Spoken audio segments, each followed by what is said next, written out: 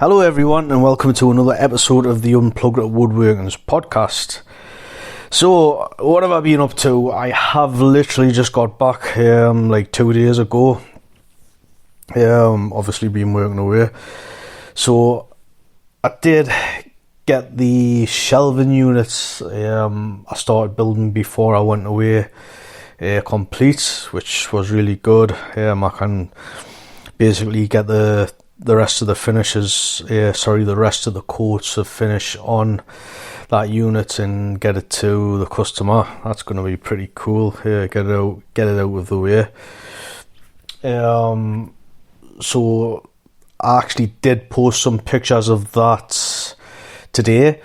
That was before I put the finish on, so I probably will post a picture maybe tomorrow or today of the unit with some finish on. So yesterday I also released a video. This was basically when I was building the unit before I went away. And it was just when I was doing the housing joints. I didn't actually record all of the joint because it was actually a housing joint with a through tenant. I only recorded the housing part, which I thought was a nice quick video. I basically just showed how I'd done it. It was like I used like about 4 or 5 tools, something like that. Really quick, really simple. I did manage to cut, how many did I cut? 3, 6, 9, 12. So I cut like 12 of those housing joints with the through tenants. They were quite quickly. I'm not sure the exact time, but I thought just the way I was cutting the housing joints, sped things up a little bit, in my personal opinion. So I did actually do a video and I've released that. So same again, there will be links in the description if you want to check that out. So what impressed me this week, or rather last week, I did actually come across something while I was away. Some of you who delve into the machines and maybe some CNC routers, because I know there's quite a few people that listen to us and that do actually still use power tools and machines and obviously CNC routers. So I come across a desk which is actually made on a CNC router, and this is by Open Desk. I'm not overly sure if they're still operating. The kind of website, it doesn't look like it's been updated for a long time, and they're kind of not sharing the plans. Like the CAD designs, I think at one time they were, from what I understand. So there's this table that I come across. I will say some of the designs weren't too good. I wasn't impressed with some of them, but some of them I thought were really good. And one of them was, I believe it was called the lean table. I'll put a link to the description, but I quite liked it. What I liked about it even more was it was like kind of a slot together table. There was no screws, no glue, nothing like that. Which I thought was quite cool, and I have kind of mentioned it several times, I think, on my podcasts, that I am very interested in furniture that's basically glueless and screwless, and also furniture that transforms. Very, very interested in things like that, and I don't know when, but I do really want to try and explore some designs in the near future, hopefully. So, as I said, what I liked about this table is basically it slots together. The design's quite clever. When you look at the design of it, it's basically, you've got, if you can imagine, two X's at either side. So the X's, or the crosses, if you like, they act as the legs and also the tabletop bearer at either side. So, I quite like the way it was designed. and also the center piece. So you've got like a center beam running through, and this is actually a cross. So this is basically two planks, or rather two sections of plywood that are cut out in the same fashion as two planks. I'm kind of guessing, I can't quite remember the sizes, but I think they're somewhere in the region of like 9 inches maybe. And basically these two slot together. It's got like a really long notch, like going from one end to the centre, and then obviously the same on the other side of the main piece. These slot together and make an X basically, and either end they've got kind of tenons on them, and the tenons obviously go through the two cross sections which I first mentioned, which act as the legs and eras. So with the X kind of beam, if you like, just the way it's situated, it stops it kind of, the design of it kind of stops the table from like twisting. It's a little bit hard to explain, but the way they've got it situated and everything, it's quite a clever design.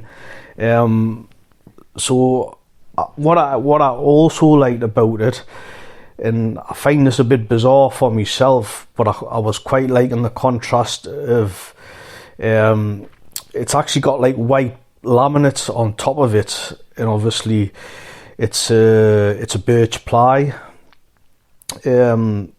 So I quite like the contrast between the white laminate and the birch ply, and obviously the white laminate's, it's going to be very hard wearing and stuff. So me being me, I kind of wondered, could I do this with oak and such, and could I do it with hand tools and whatever else. So I did kind of design it in my head. I didn't go to a computer or anything. This is kind of always how me planning starts in my brain.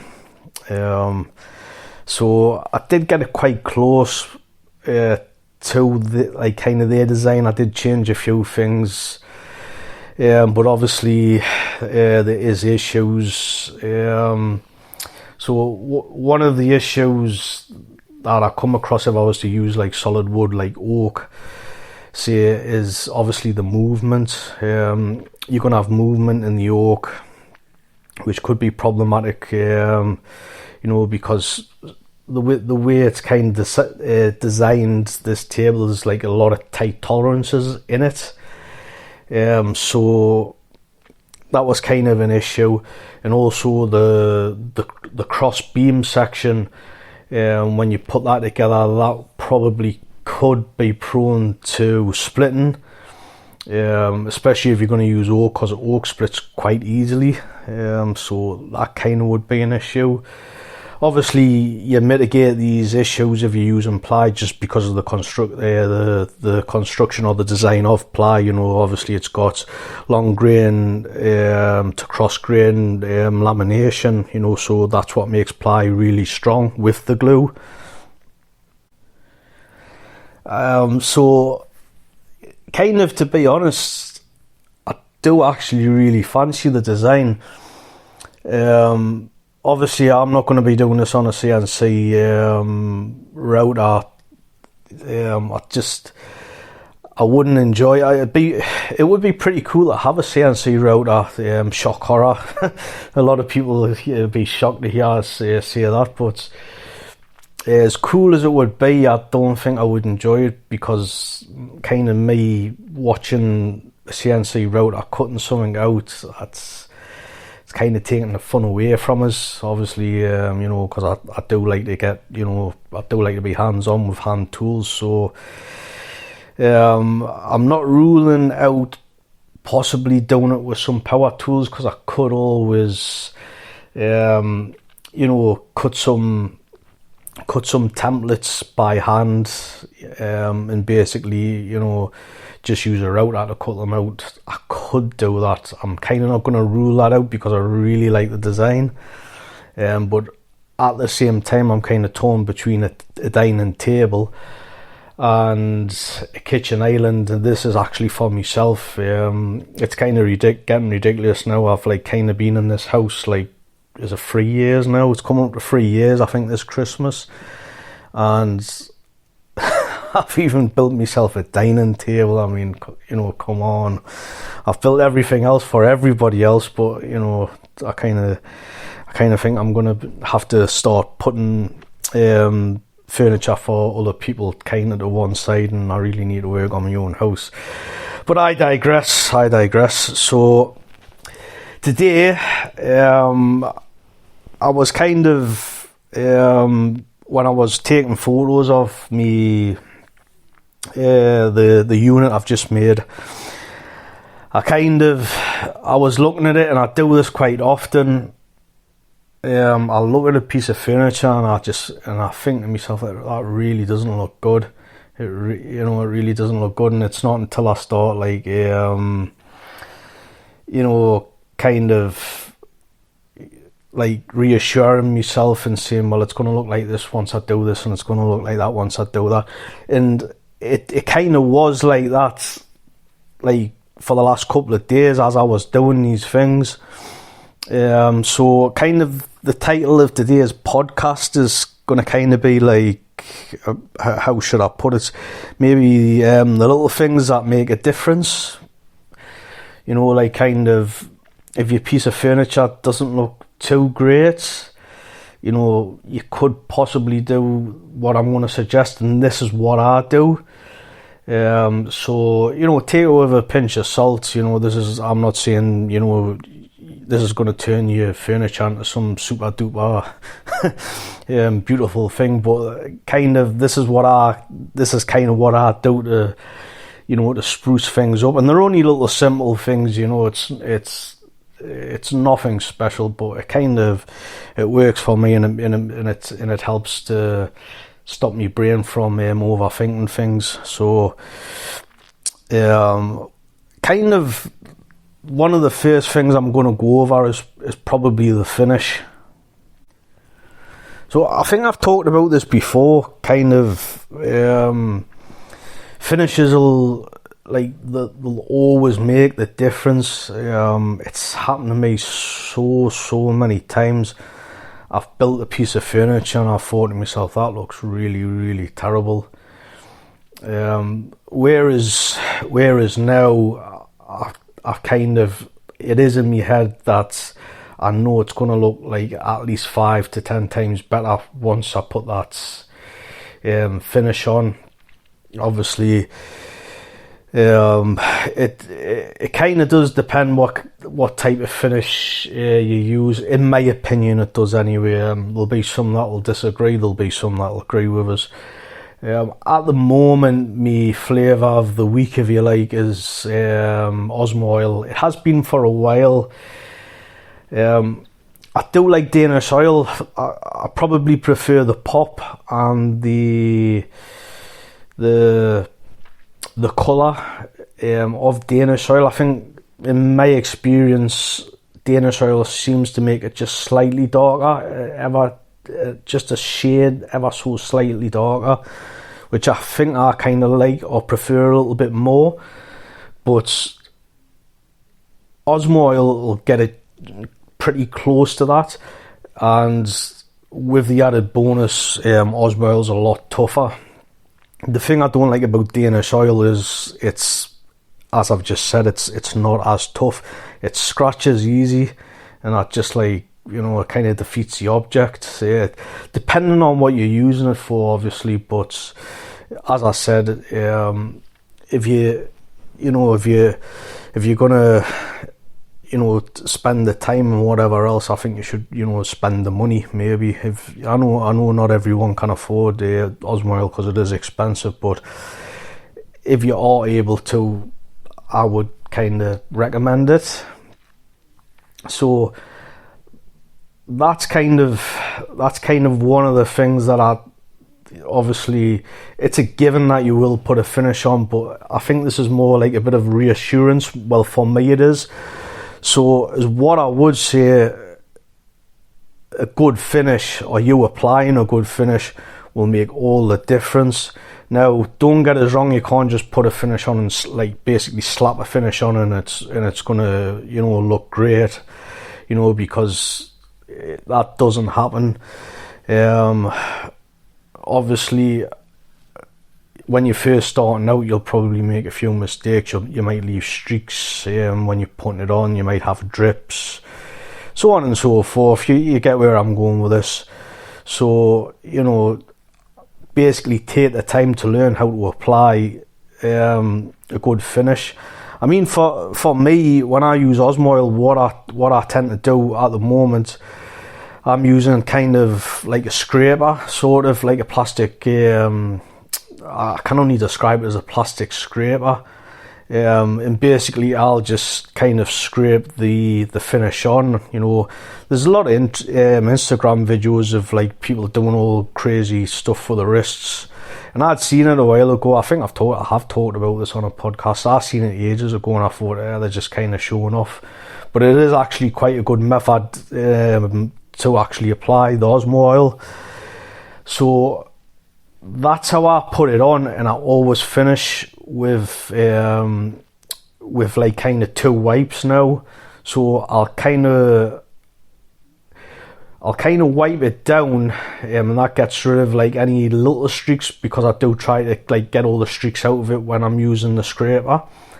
And obviously the second wipe like pretty much guarantees, you know, you get kind of like rid of, you know, all of it. And obviously I go around and I check if there's any like drippage that's went underneath and it's going to drip down to say a next shelf. So that's kind of first on the list. So I do think the finish is very important, and it will make a lot of difference to you know, a piece of furniture that you're kind of looking at and you think it doesn't look great. So next on the list is chamfers. I do all my chamfers by hand, obviously. I don't use a chamfer in plain. I'll either use my number 4 or I'll use my little loofahs plain. I don't know if that's a 101, maybe. I think its correct name's an apron plain. I think I could be wrong with that, and I also could be wrong with the number. I'm pretty sure it's a 101. So the chamfering, I do use chamfering a lot. I do kind of find myself going through spells. Obviously my last spell was round overs. I was doing a lot of round overs, whereas at the moment with things I'm building, it just tends to be a lot of chamfers. So when you look at a chamfer, or when people look at chamfers, you might look at them and think they're not that special, not that good, considering all the other different profiles you could be using or whatever else. But, you know, it's kind of a nice little easy chamfer. It just kind of sets a piece off, or at least it does for me. Again, what I'm saying, take it with a pinch of salt, and obviously this is just my opinion. But, you know, even if you look at a chamfer on the bottom of a leg, any type of leg, some sort of a chamfer or a round over should be present. I personally like the chamfers on legs, and I just really think it sets it off. Obviously you should be doing this in any way, because it does stop splitting. Obviously if you've got some sort of wooden structure, whether that be shelving, whether it be chairs, if you're dragging it backwards and forwards across floors, it will start splintering. This is a given, especially if you've got children in the house. You know, a child's just going to, you know, drag it around the house if it's a chair sort of thing, you know.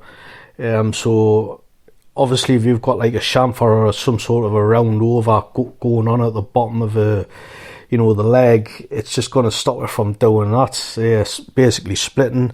So apart from the practical side, as I've just said, you know, I think it makes it. It's the same on corners as well.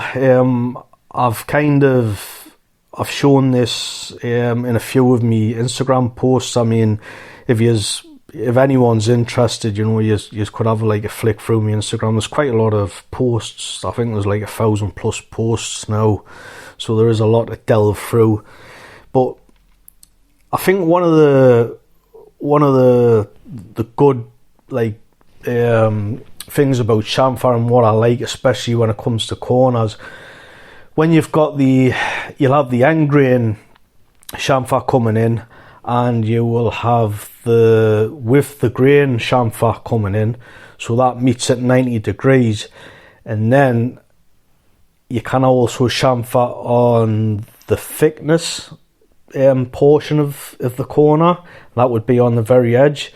So obviously when you've got all three of them meeting together at the very like corner point, it just comes at a nice like, a nice angle, a nice point, if you will. I think that looks really good. It's really eye-catching for someone like me, and anyway, because if I see a nice piece of furniture, if it draws us towards it, which a lot of pieces of furniture do, I'm quite a bit of a sado when I've been, when I've been on holiday, or when I'm just out and about, whoever I'm with, they're kind of looking at us, like ex-girlfriends or whatever, they must have really embarrassed them. But if something draws us in, I'll actually go and inspect it, and I'll literally be underneath a table, like in wherever it is. It doesn't matter to us. The restaurants or whatever, I'll kind of be looking underneath a table, and just embarrassing whoever I'm with. So for me, when it does draw you in like that, like simple little things like what I've just been talking about with the chamfers, the three chamfers meeting each other, I can appreciate stuff like that, and I think it's very eye-catching, obviously, when you've already been pulled into the piece of furniture. So next on the list is joinery. So I've been a believer for quite a long time now, more so with dovetails, that if you're going to kind of go to the trouble, or kind of you're going to take your time and like spend the time to, do like basically cut a nice dovetail or dovetails, show them off sort of thing, and there's actually a few pieces of furniture in my house that I've actually done that with, and I have done that with a couple of pieces in the past as well. Also with the shelving unit I've just done as well, it was kind of one of the design features of it, to have the through tenants. Obviously there's 12 of them altogether, but I think one of the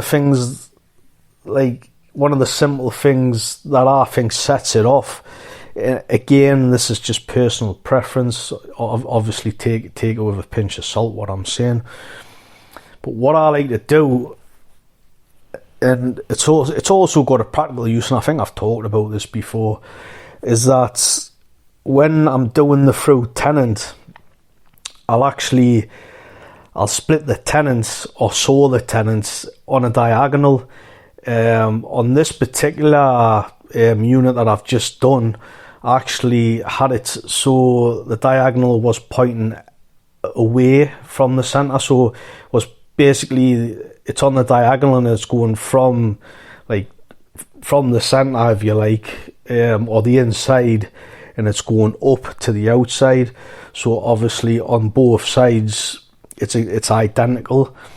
So I quite like that, and what I opted for, because I had some to hand, obviously I've just built a table, a small coffee table. Well, I say I've still got to put that together.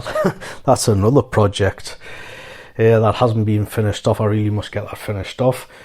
But since I had the elm, I've opted for elm wedges, which again, in my opinion, it's slightly darker than the oak, so it makes the wedges stand out a bit more. and I just think this was a nice little touch to the design. Obviously, while I was building it, I kind of just opted for it, which I do quite often. I really shouldn't do it as much as I do, but I am very prone to changing things as I go along. I am trying to get out of the habit because sometimes it can cause quite a lot of problems.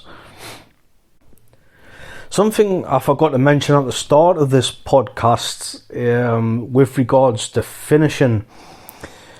So, as I was saying, obviously a good finish, can make all of the difference. So, one thing that I've noticed a lot, and I think just about every person does it, so this is a really good one.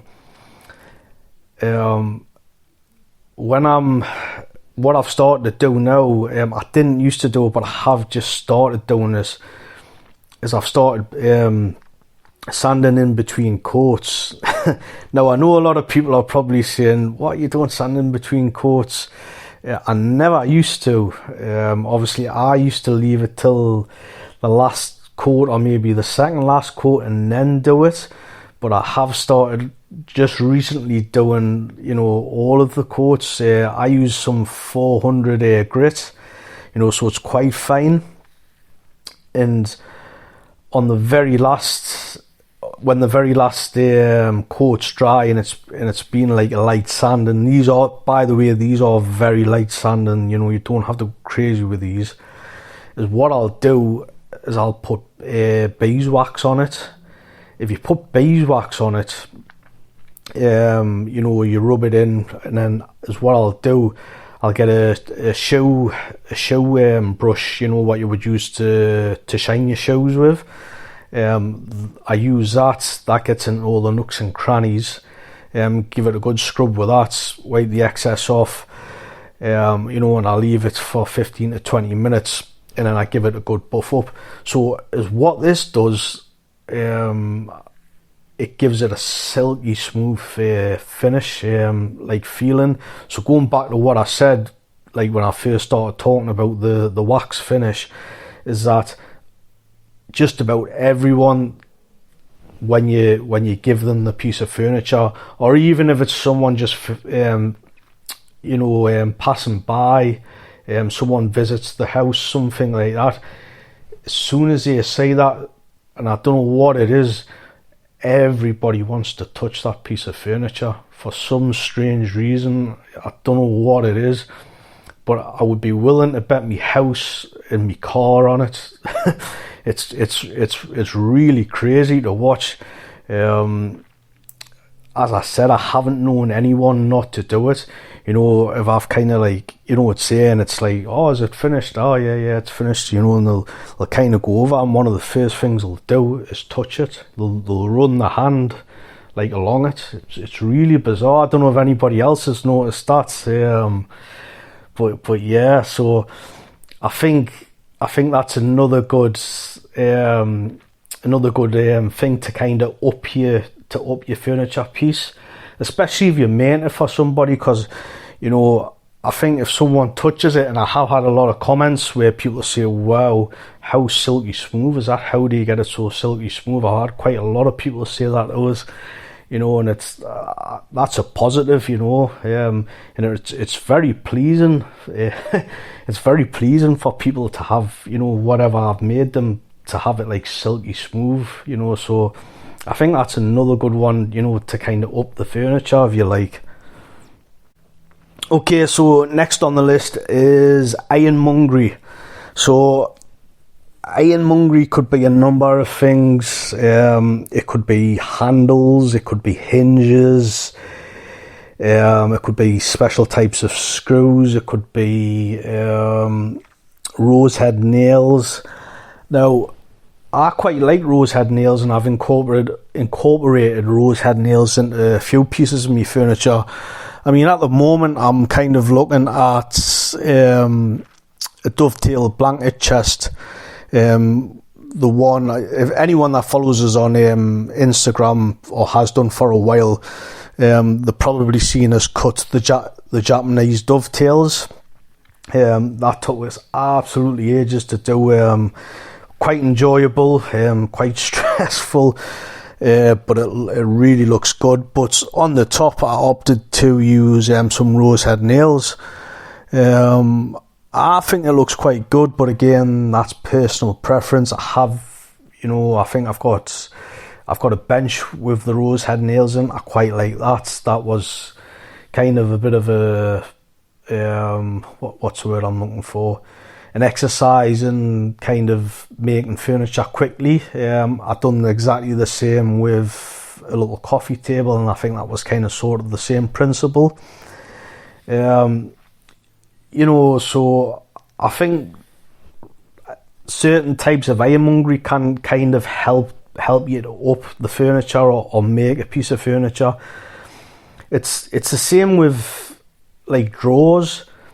You could opt to make your own drawer pulls if you've made a chest of drawers, or you could obviously opt to buy some commercial drawer pulls, and same again, I think it can make or break a piece of furniture. You may have cut dovetails, and the dovetails might be absolutely perfect. It might be beautiful. You might stick you might stick some handles on it. It might just totally ruin the whole thing. That's kind of me. I've done stuff like this before. I've like put handles on stuff and I've totally ruined it. I think I've done it to a piece where it was kind of, the doors. I think there were doors. I was kind of going to opt for like a nice little pull, and I didn't, and I opted for kind of like a pull, and it had like 2 screw holes in it. Obviously, I decided against it after I'd done it because it looked terrible, and then I was left with like 1 screw hole showing. Because obviously I went for the one screw pull, so kind of I was left with 2 little dots. I mean, they weren't that noticeable per se. It's probably just because I was aware that they were there, so it kind of ruined it in my eyes. I mean, people may think I'm being a bit pedantic, but it kind of did. It was visible, so that kind of upset us. But kind of going back, if you've got a piece of furniture and you don't think it's all that, adding some sort of ironmongery can, like, same again, it can like turn it, can turn the whole piece around. Same with nails as well. I mean, it was just today I was actually thinking, when I was applying the finish to the shelving unit, obviously I've got the housing joints. So one of the options I could have done with the housing joints is actually use some rosehead nails. Basically put the rosehead nail through the centre of the housing joints, obviously on the outside, and this would have revealed the nails. I mean, I possibly could have done 2 nails at every housing joint. I personally think that could have looked okay. Obviously there'll be a lot of people that will disagree with us with that, but obviously I had already worked out the design with a customer, so obviously, and obviously all the joinery was already cut anyway, but it was just kind of like an afterthought, if you will. Maybe if it had been something for myself, I probably would have considered it a bit more. I probably would have done it as well, depending on where it was going in my house, or what it was being used for. So, there is quite a number of things you can do, if you're ever feeling discouraged while you're making a piece of furniture, if you think it doesn't look, great. And it happens to me quite often.